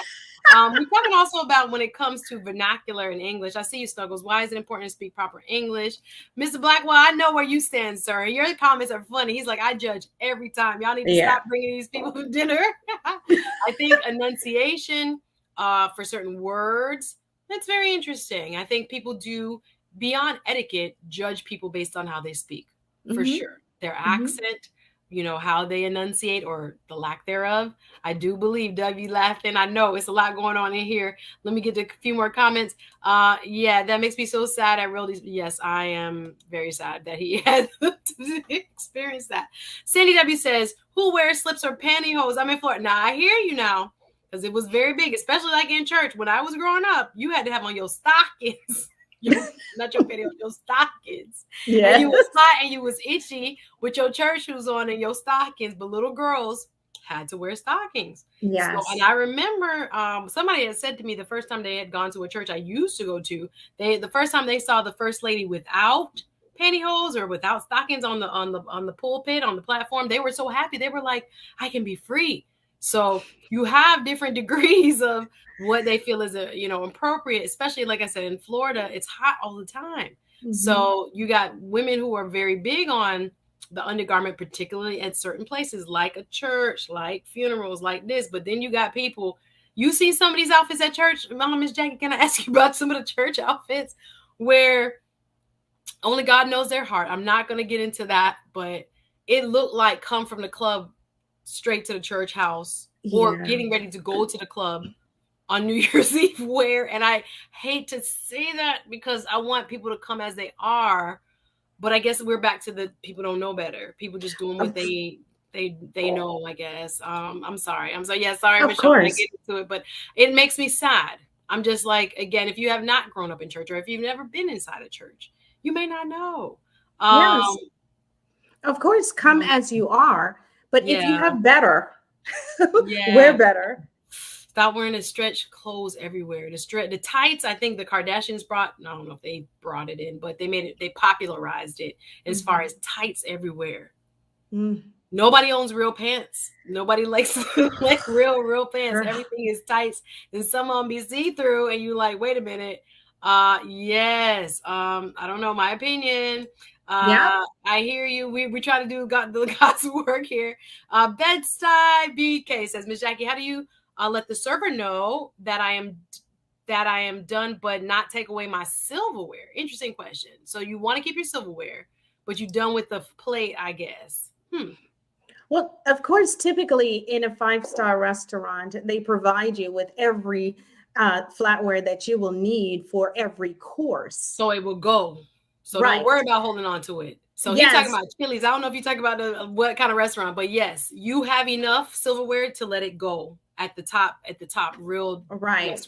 However, if you're not in a 5-star restaurant, because we don't dine in 5-star restaurants every day, if you're not in a 5-star restaurant, it's okay to say, you know what, I'll hold on to my fork. Thank you so much. Wrap it up in a napkin. No, just well, don't touch my fork. Leave it right here. No, I hear you. It's hard in a non, dining experience type restaurant. So I hear you. Or you can ask for another one. Hey, Lori, I'm happy to see you. Nice to see you, South Florida, in the building. Yes, RM, we got some rebellious spirit out here, so we got to understand what we don't understand and be open to it. Not everybody knows they should be, and not everybody wants to be. So we got to acknowledge that too. Right. I see you, Snuggles. It's very interesting. You have to justify the ratchetness, even when you're talking about a certain class. Why is it that you don't mind me asking? I don't think I justify. I think I'm just trying to see the opposite side of the coin. If there are people who are literally walking around in the dark as far as etiquette is concerned, I don't want to marginalize just because they don't know. Right. So I think if once you know better, you do better. I just want to give that perspective that no matter who you are, a lot of people just don't know. Right. So I don't want to necessarily cast them aside as they have poor etiquette or they're just terrible people. I'd rather say maybe they just don't really know. Like no one taught you that dress don't have to be like that, or that you could wear something underneath it, or that you have to, as a lady, cover this or try not to show that or whatever. Again, we have a lot of folks that just don't know. Michonne says, I'm judging. There's a time and there's a place. I hear you. What was that book called? By Lovey? Like, yes, I'm judging you. Some people feel like this. Some people do not care. Like, thank you, David. Get them likes up. Y'all hit the like button as y'all come in. Let's see. Destination Dad asked, and I'll read a few questions more, guys. We have about, say, 20 minutes, and we're going to wrap. Do you teach both dining etiquette? Okay. So there was a comment as to European dining versus United States dining. Yep. Both styles. I absolutely do. And I love teaching it. The European style, which is also considered the continental style, and the American style. Those are the two most common styles in our international population. So definitely we teach American and European, and it's so cool. I happen to favor the European style. I guess it's because I'm from the islands. They teach that in most of the Caribbean and, of course, the European countries. So, yes, but of course, you definitely need to know the American style while you're in America. Yeah. But Tell me the big difference. If you guys don't know, because I'm assuming people know, what's the big difference between European style and American style? okay, really quick, I'll give you two Mhm. differences. With the European style, you do not release the knife and fork while you're enjoying your portions. You cut with your knife, with your right hand, of course, the same Mhm. as you would cut in the American style. But once you've cut that piece, in the American style, we would lay our fork at the top of our knife at the top of the plate. And if you're right-handed, you will switch the fork to your right hand and enjoy that portion. However, in the European style, after you've cut, you'll simply rest your wrist on the right, holding the knife still, and pivot the food in your mouth with your left hand. That's what I was taught. I guess I was taught Yes, European style. I didn't that's know the you European said American style. style. Wow, learned something. I'm like, what's the difference? Okay, so definitely with my Jamaican parentage, they gave me the European style. Yes, yes. Cool. I love this. I love Destination Dad says, my grandma was a housewife and taught me a lot of etiquette when I was in preschool. Shout out to you. David says, maybe we should make man in the mirror required listening as you're walking out the door. No, absolutely. Thank you, Mr. Blackwell says, keep up the good work, Suzette. This is needed for women. Just stopping by. I appreciate you, sir. I'm subscribed to your chat. When you know better, you do better. The day of faking it till you make it is over. Yeah, we got to try to educate folks. That's what we're here for. Got to put the feelings, says TWP Popcorn, in the explanation so she can understand. Yeah, you gotta love while you're giving correction. You gotta, Yes. Hey Mildred, nice to see you. One of our entrepreneurs here in South Florida. Drop your link, my love. She does wonderful icy pops. Hey girl, etiquette never goes out of style. Socks and slippers. That's Florida. Oh no. Oh, I'm over it. I'm over it. The socks with the slides. I'm over the hair bonnets. Ladies, leave your hair bonnets at home. Oh my gosh. Once you leave the house, you've left the house. That's my thing. So, however, now I have worn a cute little scarf if I'm trying to tie down the edges for later. But the bonnet for me is a no. You've left the house. You've gone where you're supposed to go. You went somewhere. You're gone. You're going out. So to me, you've transitioned from preserving the hairdo to like out now. Yes. So it's a very touchy. I know a lot of people feel like, oh my gosh, we're trying to I don't know, like gentrify or use what they call it, respectability politics. But it is a again, not knowing better, but hopefully that conversation has raised some people's awareness. That's my opinion. Everybody, y'all do what y'all do, but hello. So how should men and women greet each other in a formal setting? Okay, wonderful question. Let's say I am a female, of course, and I approach a male and female, a couple, and I want to greet them. Now, the proper protocol when a female approaches a male and female couple in a formal event or even a casual event. Now, I am going to greet the lady first. I do not greet the man first because that disrespects the lady. I will greet her first. And at that point, if I'm not familiar with them, she will take the opportunity to introduce the male to me. And that's called respect. That's proper protocol when meeting a couple. Same scenario with a man. When he's meeting a couple, he would greet the man first, and then the man will take the opportunity to introduce him to his significant other, which is a female. I like it. I do it out of respect anyway. I just say, that's your man. I'm not going to walk up to your man and just be like, hey, but I greet the woman. I always make, no matter where I am, I make eye contact with a woman first. If I say a couple, I don't know, maybe that was taught. I don't know. But I don't say naturally, but it's understood for me. I'm going to greet the woman first. Yes. Let her know this ain't it. This is me and you. I'm not trying to holler at your man. Exactly. I always do that. And I know, especially in other cultures, Muslim cultures particularly, men don't touch another woman. Right. They only greet the man.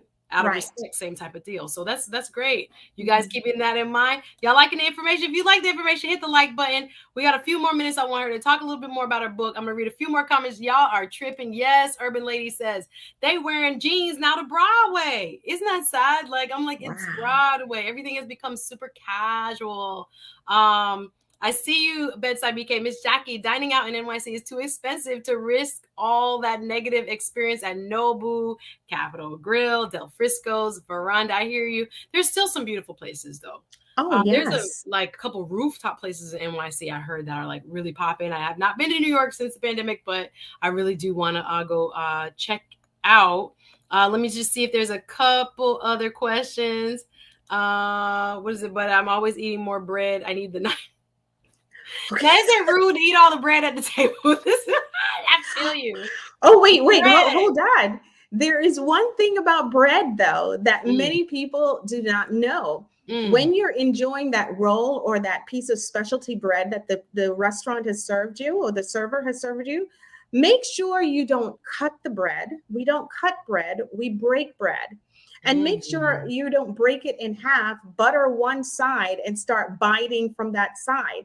That's not proper etiquette. When you have your roll or your bread, you break a morsel, butter that morsel, and eat that morsel. You break another one. We eat one morsel at a time of our bread. We do not bite from the bread. And incidentally, that's the only piece of food that you will touch with your hands directly. So we break bread, we don't cut it, and we only eat one morsel at a time. Oh, I was doing that wrong. Got me. I would probably cut it and then butter half and then just try to eat that half. So you're saying split it morsel by morsel. Break a morsel at a time. Morsel by morsel. Who was eating the bread wrong? Like me. I love this. Okay, this is huge. I hope you guys know this, but please don't take the condiments out of your purse in a nice restaurant. I have cousins that do that with hot sauce. Leave the hot sauce alone. Leave the hot sauce alone. I see, watch the episode of The Crown, says RM, and you'll have done some homework, I'm sure. David says, I learned the European style of dining. It's an island thing. Trinity to the ball. Okay, yes. It is. Island heritage, and probably parts of the South too, have strong European ties. It's very classic. Yes. So yeah, you definitely will get that. Let's see. Is wearing your hair a natural problem? I don't think so. At a formal event, I think we've gotten past this. It's just make sure it's soft. Well done. Yes. Yes, the bonnet says real deal Spencer. It does it for him too. Nope, don't want it in this day and age, but there are people that's living that life. Bedside BK said, recently I visited a birthday party at a restaurant, ordered a moderate meal to learn at the end of the celebration we were splitting the bill. The split the bill conversation is always uncomfortable. I cannot stand. And that has happened to me visiting friends in ATL, where y'all got there 2 hours before I got there, sis. Y'all been drinking, y'all been eating.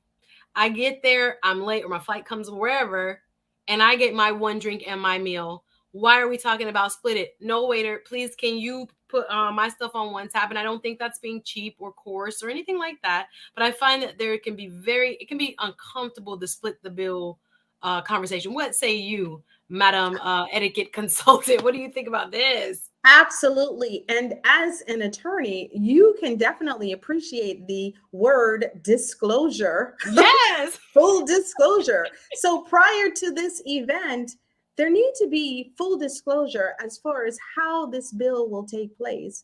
Are we going to all split the bill?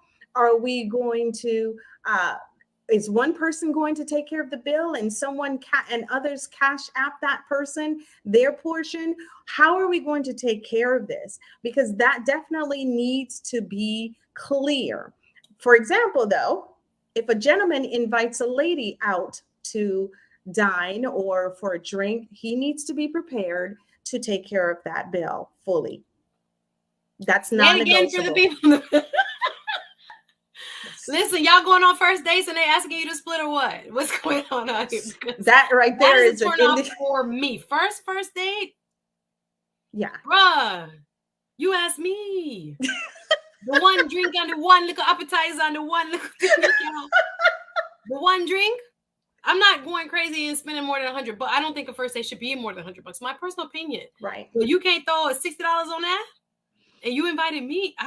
Gentlemen, drop a comment because I get confused. How you gonna invite people and then be like, you ready for your piece? You ready for your hat? Like, how you gonna do it? I don't know. I'm a little sensitive. Sorry, that's a little triggering because that has happened. I'm like, yes, this is me, Sandy. Thank you. You invite me for coffee and then you tell me, let's split the bill. Not a second date. My whole hour. You don't waste my whole time. I should have been billing. And you around here talking about split at the first meeting. Once I get to know you, if we're really dating, I'll pick up a bill. I'll do this. I'll do something for you. But I find that a little offensive. Sorry, I get a little on my soapbox there. A couple more comments. I see you guys. You guys are so funny. Big up yourself, Felix. I'm talking about Felix. Felix Peralta. Happy New Year from Belize. Nice to see you. Destination Dad says, I wish more people knew these rules. Us too. David says, what happens if I, as a man, I know the woman and not the man? How do I proceed there? I still think you have to greet the woman first. If you know her, of course, there's an open door for her to immediately introduce. She will greet you because you know her. But then her job is to immediately acknowledge that gentleman standing on her side. Yes. Do not engage into a conversation. Yes, greet the person because you know them. But she's got to turn. Hey, this is my husband. You know who does that? Our counterparts. Hey, did you meet my husband Dave? Hey, did you meet They quick on the draw. They quick on the draw. They don't even let you get too intimate. They immediately go to, hey, have you met? So we have to understand that's a part of the rule, unspoken rules. Yeah, that's why. And so, yes, you may know it quickly greet, but then go to the protocol. Yes, I see this too, David. Because of the pandemic, I wear jeans to church now. Granted, I'm a musician. I think here goes I just be eating the bread. Blue jeans on Broadway. Yeah, like I think the pandemic, like you guys are saying, has kind of brought us back to a kind of like an informality where people just think anything and everything is appropriate. So we're not really focused again on what I should be wearing where, and that this type of event, fill in the blank, requires a little bit more dress code. What about that? The jeans, pandemic jeans look. What do you say to, we talked a lot about Broadway. They talk about, I blame Beyonce for the hot sauce in the bag. Oh, do you take leftovers from a gathering if the host insists? Great question. Hey, Kimo, what up? He says, I don't eat bread if anyone else has touched. That's why we use the fork. That's why I be cutting it. Like, here, you get your piece and I get my piece. But yes, people, you're supposed to break bread. But yes, this point, exactly. Sunbreeze says it perfectly. The pandemic has messed with people's etiquette. What say you? Have you seen that as a trend as a whole? Absolutely. People are very much more relaxed in their appearance, but they've got to shake that thing off. They've got to shake it off because opportunities don't die. They simply move on to someone else who's ready to take it. And there's still opportunities out there. There's still CEOs of companies. There's still people who have these opportunities that you desire. But remember, your appearance matter, pandemic or not. So take the opportunity to say, okay, I'm shaking this pandemic off. I'm back to work. I'm back out in the public. I need to be concerned about my presentation. Absolutely. We got to shake it off, y'all. The temptation and the desire to stay in this kind of like pajamas all day type feeling. And granted, I work from home too. So I know the feeling like I got to go in. I got to change my top. I got to put on heels. Like, that's why I like this. Cause I'm like, I got to put on makeup. I got to do other things because you can lose that. You can start to feel like, oh, that's not necessary, but it is. So we don't want to get in that lull. Thank you, Bernard. It says that's without question. A real man should be paying. And I teach my daughter the same, but TWP Popcorn responds, if I ask, I pay. But if 2 or 3 days she ain't invested in me, then go. You know what? That's not even right. Jackie, I want you to plug the book. I want you to tell us a little bit more why we should get the book. Sandy, I think that Madison Avenue sold out the public that jeans are elevated now depending on the wash and the condition. Is that true? Okay, so that's what they're telling the fashion people are saying, I guess. Wonderful 34 says, first date I'll pay, second date I'll ask her to pay for me. If a woman is okay with paying, she may truly be with me. My test. Okay, your test. Okay, I might have failed That's that your a couple test. No lie. Wait. May have to really be into you. May have to really be into you. I even you should say split. I wouldn't even a second date pay. But Suzette, see what some of us are missing is that most women want to see that a man can be the head of the household, that a man can take care of his family. So when you're going, oh, it's our second date, now you pay it. It's like, is that how it's going to be when we get married? This month I pay the mortgage, next month you pay. It's bigger than just taking care of a bill. It's demonstrating to us that you can take care of me and a family. So I agree with you. There are a lot of women that may disagree. We have various opinions, but I hear you. This is me and a dude fell out about this. I didn't mean to hurt his feelings, but we fell out about this because jeans on stage in a graduation to funerals or weddings. What do you say about this? Because I saw a guy, he has sent me a picture of he was going to his kid's graduation and he had on shorts and like a polo. So again, all I have, I'm just getting to know you, is what you're showing me. And I was like, I should have probably texted because I did think it. I was like, who wears shorts and a polo to a kid's? It was like a high school graduation. So I thought to myself, red flag, inappropriate. So he said he had done he's Jamaican. He came here and he had done like the full suit and boot for a graduation for someone else. And that when he went to the place, it was really relaxed and everybody was looking at him like he was crazy. So for his sons, he wore what he saw Americans wear at the last graduation. So I couldn't be mad with him, but I think he was mad with me for bringing it up. But I truly was perplexed. I'm like, not some Dockers, bro? Not a little khaki? Not a little, like at your son's high school graduation, you wore shorts, sneakers, and a polo? I'm nervous now. Like, again, I don't know you, and I just have that to go off of. So I thought that was, I don't know. And we didn't end up being together, but I think he was truly offended. And I was like, oh my God, I didn't mean to like offend you. But to me, any sensible person would ask, what you got on? Like, I have to ask that question because now I'm thinking, if I'm inviting you to places with me, what you gonna wear? Like, I don't know. I don't know. Maybe I was wrong. But as you said, we hadn't had the established relationship yet for me to say that. But it wasn't mean. I really was truly like, I hope he knows this is not appropriate. But he said he saw other people do that. People talking about how should a lady sit? Thank you. Natanish says, what if you take on networking since the pandemic, coach? What is your take? What is your take on networking? You want to answer that real quick and I'll answer a couple more questions. I don't think we're going to have time to bring nobody up today. I love y'all. I got to babysit. I'm babysitting my niece. They told me to be there by 5. So I'm watching my time. But networking, are you networking now with the pandemic? Absolutely. I network in person as much as I can. And for the most part, we network online, social media.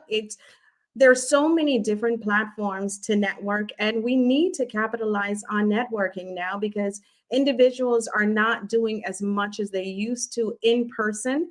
So networking any way you possibly can is necessary. We do not want to get used to being in our little cocoon because of a pandemic. Hello, pandemic is going to be here for a while.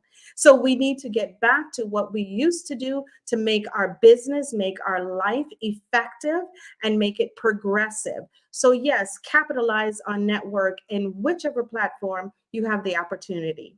Absolutely. I'm going to give you a moment now just to talk a little bit more about the book. Y'all have some funny questions. I want you to answer them, Auntie Faye. Go ahead and take a sip of water, Jack. You got a water there? Go ahead and take a sip of water. Yes. I'm going to give you a little break. You've been talking for a minute.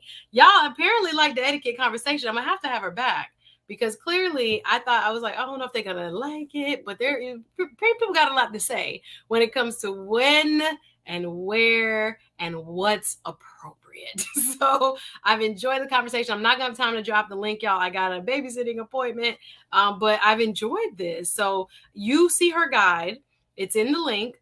Transformative Etiquette. There's the ebook and there's a hardcover. So I want her to talk a little bit more now about what's in the book and tell us a little bit more about what we can expect. Hello. Yes, thank you so much. My book, Transformative Etiquette, A Guide to Love and Refining Self, is filled with so many protocols on how to conduct yourself. You would be amazed at the amount of different things that you need to learn, a person should learn when it comes to communicating. We even talk about purse etiquette. We talk about chivalry. We talk about effective communication. We talk about the mindset, shifting the mindset, walking into your purpose, and everything that is required, even increasing your self-esteem, everything that is required to become more refined. This is primarily for our girls and our gentlemen from let's say middle school, high school on up. And it talks definitely about networking etiquette. So every etiquette protocol that a person would need to evolve and to become their best selves is in this book, Transformative Etiquette, from cover to cover. So get on our website, as you see there, from the inside out, soe.com/order now, order dash now, and you'll be able to order your book, hard copy, paperback, or ebook you've received. So please get out there and get that book and help us to evolve and help society to become more refined. I love it. They loving it. And like I said, just from the activity in the chat, I already know y'all go ahead and order the book, because I feel like this is going to help a lot of people. And maybe you can give one as a gift if you have a relationship with the person. And I've seen that when I used to do real estate law. I mean, some of my realtors, I wish I could have told them. Like I did. Obviously, I'm working at a different capacity as a title agent, so I could not hit them with a that might not be the best outfit, girl. But people learn, people grow, people, once they are exposed, you know better, you do better. I see this. Sandy says, I think one rule would be to sit with the legs crossed. So I still see, I dropped the link, 30-second round, first two people, that's it. 30-second round, first two people who want to come in the back. If you don't come by 4:05, I'm out. So please go. If you want to come up, have a quick question or give a thought for Jackie. She has been a sport being here, just giving us all this wonderful knowledge, all this good food for thought when it comes to our etiquette. So how does a lady sit? I've dropped the link. I hope you guys see it. And Great you guys question. can come up only if I know you. And if you're my Patreon, no, just kidding. You can come up, 30-second lightning round, and come up. But how should ladies sit when they are in public? Well, first of all, we definitely want to talk about how a lady should not sit. A lady doesn't sit crossing her legs, knee over knee. I know it may look cute, and you've seen people do it for years, decades, but we do not sit knee over knee, crossing our legs, because that leaves the opportunity to expose our outer thigh. That leaves the opportunity to expose our undergarments. So no crossing your legs. We definitely only cross at our ankles. You can sit at a slant. Yes. They taught me this at church. The lower cross at the ankle, not over your foot, going way over your knee. And they see it under your dress. And the cellulite and all of that there. No, you don't cross at the top of your knee. You cross at your ankle. You sit with your legs cross your ankles. Thank you. Okay, Andrew, I see you in the back there. We got 30 seconds, so you got to keep it short. Real quick, I'll bring up our backstage. You can jump on. Wagwan. How you doing? How you doing? Hello. Just real quick. Like I think people need to court more. Hello, sorry. People need to court one another more often. That's all. They need to talk before you go out, get to know people, understand the basics. Once you understand the basics, it's more efficient than, I could deal with this person long run. Yeah. Get to know with them, talk with how a person speaks and carries herself kind of is the opening step. Relationships are growing and learning from one another. That's the way it is in any sort of thing you do, whether it's business or even formalities. My parents are West Indian. I went to a military school, like I said before, so I don't play. You got my issue is I have a little girl. You got a lot of training. But my little girl is the opposite because she's not always been exposed to it because she's been around me as a guy. So I could be blunt and that's way. So I'm trying to smooth it out. That's my biggest issue. But they don't have finishing schools. We have a pandemic. So now I have to figure out to get a consistent female in her life to bring these things that I can't bring as a male because I just don't have it. Yeah, so that's my issue. No, it's good to have that awareness. I think Jackie is a wonderful resource because she has some stuff online. Yeah, so we have virtual classes. I'll buy an autographed copy. I'll buy two. I'll buy a hardcover, soft cover, but I want an autographed one. Yay. Wonderful. And we do virtual classes, Andrew. So she and I can meet via Zoom and we can deal with I'm gonna try to work it out with her because she could be cranky. My daughter's like the opposite of me. She's getting teenage. She's 12 going on 30. She just beats me up, rough me up too. Oh, Lord, but you'll be able to hit the fact that you even have that awareness is fantastic. The fact that you even like, okay, she might not be getting this from me. Where can I get it for her and expose her to it? So and that's the whole thing. It's so hard because in the city, everything is locked down. Right. You know, people don't get to go into these experiences. Like, I have to take her out. She does not want to wear dresses. Whatever happened the last year or two, she doesn't. So I'm like, and if you ever saw her, like if you see, I have pictures of her online. You see it on my Instagram. She used to pick out her own dresses. Now she doesn't want to wear dresses. So I'm like going through this. It's a little phase. That's the teenage phase. They want to do opposite of what you want to do. She's beating me up. I mean, listen, women have too many pieces, too many outfits, too many accessories. It is confusing. I learned the hard way. Oh no. Well, like I said, Jackie is a fantastic resource. So whether it be online or y'all connect via the book or however, it's good. Like I said, being a dad like yourself, so concerned is amazing. So that you can put her in the right circles of people that can because her and at least make her aware. The point is that she needs just the exposure. That's the best. That's what I'm talking about. So like I don't know what to do. There are a lot of single fathers out here now more than ever. So we need help in that area because we used to do that at church. I'm telling you, all my etiquette came from home and church. So I never really went to church that much. Yeah. My parents had me set the table. I'm a kid. I had no choice, you know. Yeah. And and as we know, we're still looking for the sitting over Dessa. I've never understood where it is. Never found it. I'm trying to figure out where this is. We need to have a discussion about that. Yeah, well, I appreciate you, my brother. I'm gonna let you go, but thank you. Connect with her, and I know she'll send you that autographed copy. Appreciate your support as always. Talk to you soon. Okay, awesome sauce. Thank you, Andrew. He's so funny. Bye. But it's good that he knows his daughter needs that exposure. Yes. So whether single dad, married, whatever, y'all put this in your kids because this is still the unwritten rules of engagement when it comes to professionalism. This is not a joke. Even though we say pandemic is doing this and whatever is doing that, people in a certain social class, in certain halls of power, they're not playing this game that everybody can just say whatever they want to say and we're all friends. Nah, they expect and they judge you or they are assessing you by how you conduct yourself, that knife and fork is funny. It can tell a whole story. So I appreciate you. Anybody else want to come up? You got a 1 minute warning. Go buy this lovely lady's book, y'all. We want to support other entrepreneurs, support her work, which is important. Always good to see you. Throw up the book one more time so they can see what it looks like. Transformative. Give us the full title again. Transformative Etiquette, a guide to love and refining self. A guide to love and refining self. And I have the links, you guys. Yes, Andrew, you can get your autographed copy. Final thoughts. You guys, this is doable. Thank you, Sandy. She says, thank you for the content. Everyone, my pleasure. Appreciate you. This is good stuff. Again, we're here to kind of expose some of the things that are not talked about. So I thought this was a cool topic that doesn't get a lot, I guess, mainstream play and things like this. They said, sit like you in the front of the church pew. I remember my church mothers. I don't know what I was going to say, a poem, and I was sitting there with my legs just plopped open, and all I could see was yes. was doing this. I do that in church now. Why are they clapping me? Like, why? I must have been 10, 12. I was like, why are they clapping me? They're like, get them legs close them legs, girl. I couldn't. The Cambridge Cross, is that what it's called? Yes, one of them is the Cambridge Cross, one is the Duchess. The Duchess and the y'all schooling me. I just know how to do it. I didn't know it was a name for it. RM, shout out to my moderator, RM. Y'all see her busy in the chat, keeping y'all informed. She put up the Patreon. She put up Jackie's information. Please get her book. Please support the wonderful work.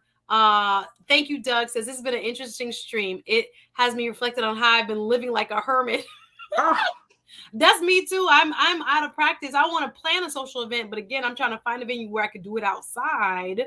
No, Kimo says Andrew is speaking from the cloud. Literally. I know, I'm like, what's the halo about? But I think he said his lighting. Yes, good point, RM. This separates winners from the others. People are assessing. Let's put it like that. Thank you for hitting the like button. He said he already bought 2, Andrew. Yay! Thank you. Support. I know from my heart and hers, we really appreciate y'all. Can hit the comments afterwards. Thank you. Thank you so much. He said a big sister kept him in check. Thank you, David. This is amazing. I would have jumped on, but my laptop is in the bag. It's okay. That's all right. We out of time. It's okay. But final thought, like I said, this is an amazing person. I've worked with her and I've seen her in action around town and beyond. Like she said, she's international. So if you want to become certified in something like this, you can go to her school. If you want classes online exclusively, guess what? And no matter where you are around this world watching, you can also access her via her website. It's on the description. And so the book is like a culmination, I feel like, my darling, of this work, the 8 years you put in. You've learned from the hands-on, in schools, in and around churches, in and around other places where you've seen what we need. So I'm sure the folks are going to get a lot out of it. So tell us your website again. Please drop it in the chat, RM. And final thoughts from you, my darling. Wonderful. Thank you so much again, Suzette, for this wonderful opportunity. My website is www.fromtheinsideoutsoe.com. Definitely, we're all on all the social media platforms, Instagram, Facebook, YouTube, LinkedIn. Wherever you Google us, we're there. So definitely, we look forward to helping to refine your children or even helping to refine you, because we all need to excel. We all need to be excellent in whatever area we choose to be in careers as adults. So let's get going. Join the movement of improvement. That's my thing. Join the movement of improvement. I love it. The lyrics, the rhyme. You have been phenomenal. To my special guest today, y'all see her name one more time. Y'all see her info in the chat as well as in the description. Support her. Thank you, Jackie, for spending time with my audience today. Hit the like button. Y'all want more people to see it. So please hit like, please share if you can, comment even after it's closed. If you're watching the replay, shout out to you. Thank you for your eyeballs of support and all the ways that you've been supporting this type of content. If you want positive Black media, here we are. All right. Shout out to you, Miss Jackie. Congratulations on your book. Thank you. Sis. Bye, everybody. We'll see you guys very soon. Bye, everyone. Jackie, thank you. And I'll see you. Y'all, love you. Here's the Cash App. Show some love if you can. Join the Patreon. The Patreon is live. You guys know we are doing this type of work with strong Black content, strong content for people of color to get food, real food, not argue, not be about craziness, not bad etiquette. We are trying to elevate both the conversation and ourselves, as Jackie says, from the inside out. So I'm glad you guys enjoyed. I was wondering how this would go over, and I'm grateful for each and every one of you for joining the conversation. My next shows, thank you, Kimu. Chemo, especially Saturday. I don't know the time yet because I'm speaking at a women's conference. Saturday, I can't wait for the red pill versus blue pill dating conversation. My special guest will be Gaston's World. He's also a content creator. He is going to be talking about his dating life since he went from blue pill to red pill. If y'all don't even know what that is, stay tuned. We're going to be talking about dating advice from the manosphere. I'll be listening and how it's working out for him. But I want to shout out all of you guys. Happy New Year. Join the Patreon if you can. The information is in the chat. There's the link. We are getting busy over there. Like I said, next week we'll probably go live. And I hope you've been enjoying the content. Hit like, hit share, hit like, hit share, subscribe. You know what we do here. RM, Love you. Love all of you. Thank you so much for your support. I'll see you guys very soon. See you on Saturday. And then next Tuesday, like I said, Tuesday, Thursday, Saturday is the schedule I'm going for. So I will see you. And Michonne, Denise, hit me back, girl. I want to hear, hopefully get you on next week, Thursday. Okay. Love y'all. Bye. Thanks for supporting and watching. Appreciate you. And I'll see you on Saturday. Bye, guys.